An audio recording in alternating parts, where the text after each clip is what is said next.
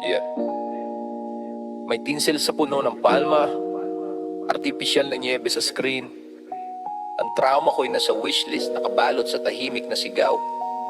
Nasabsaban ay nasa lugar na kung saan pinatay si Yaya. May bituin ni Stephen na isinabit nila sa itaas ng presinto. Sa panahong ito, ang kabalintunaan ay magpapabalik sa iyo sa mga peklat.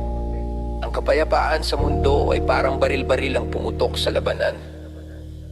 Panginoon, nakikipagbuno ako sa eggnog, sa onyak at sa Kristo. Ang listahan ng paghihiganti tinitsek ko ng 2 beses. Dito sa kusina nakikipagtalo sa politika at biyaya na may kalbaryo ng desperasyon na pawisan sa kanyang mukha. Pinsan sa sopa nag-scroll sa impyerno ng mga highlight. Inihahambing ang buhay sa filter, pakiramdam niya ay kulang pa rin. Lola sa sulok humuhuni ng himno ng kanyang ina. Noong pag-aari nila ang ina ng kanyang ina. Ang himig ay tumutunog pa rin. Ang multo ng Paskong nakalipas ay isang salamin na may balbas. Makikita mo ang sarili mong refleksyon sa sakit at bigla kang matatakot na buksan ng regalo ng katotohanan. Nito'y mabigat, hindi maayos ang pagkakabalot. Isa lamang pang pasanin para sa iyong likod. Sa malungkot na kali ng Disyembre, hinahanap ko ang tagapagligtas sa upuan sa tabi ng driver. Humihinga, sinusubukang hanapin ang ibigin ng kapwa kung saan ang kanto'y nagyayelo.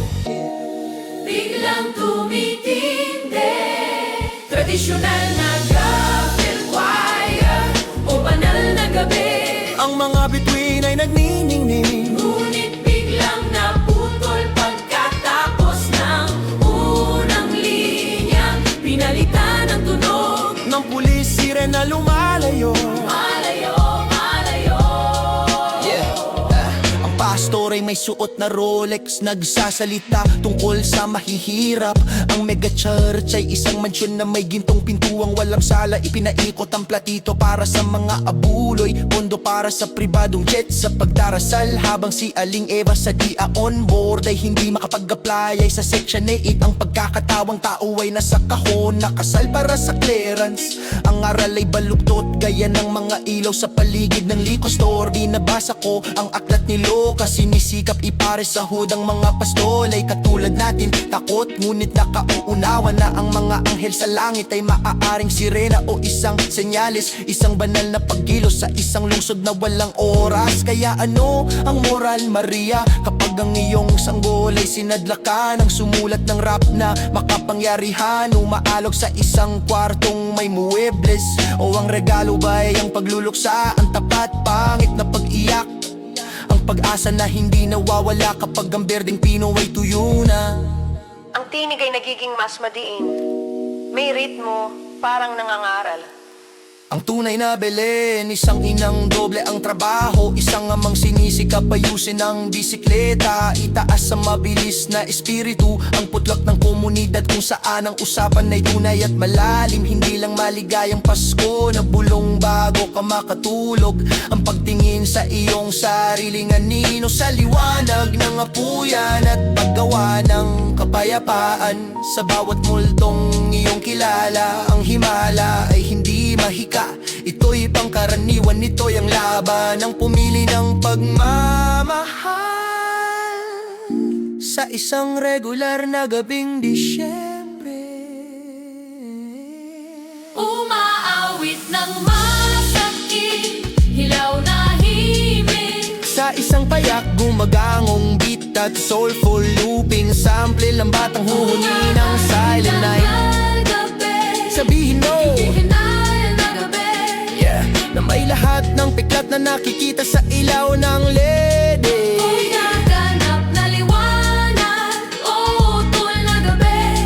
Isinabit namin ang medyas na may mga butas.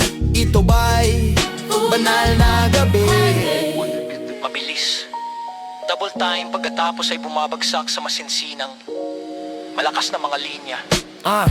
Kaya isinusulat ko ang rap na ito bilang therapy. Isang magulong awiting pampasko para sa mga pamilyang nasa gilid ng kahirapan. Sa panganib, para sa mga nagkukunwang ngiti sa hapunan at takot. Para sa mga kaluluwang pumanaw, mga pangalang tinatala ko sa pulang tinta. Magtatanim ako ng kandila para sa mga biktima ng taglamig at tigmaan. Ang iisang araw na sumikat Sa Bethlehem may sumisikat Sa tindahan, sa kanto at kung nasa detalye ang Diyos Naroon siya sa hamog sa chain link Sa keep the change, sa cashier lumulubog sa bangko Sa paghinga, sa gitna ng pagtatalo Sa kamay na maaari mong hawakan Ang kwentong ipinapasa kapag ang hinaharap ay malamig Ang Kristo ay nasa mga tao Hindi sa dekorasyong porselana Ang huling pagkabuhay ay ang pagmamahal na pinipili nating ipamahagi Dahilit natin din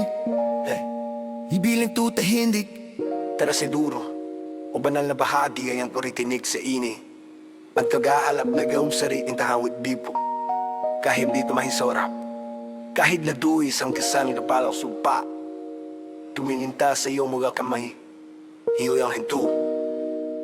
Maligayang Pasko, kung man ang magtakalapos sa iyo. Gustong pag-iitip.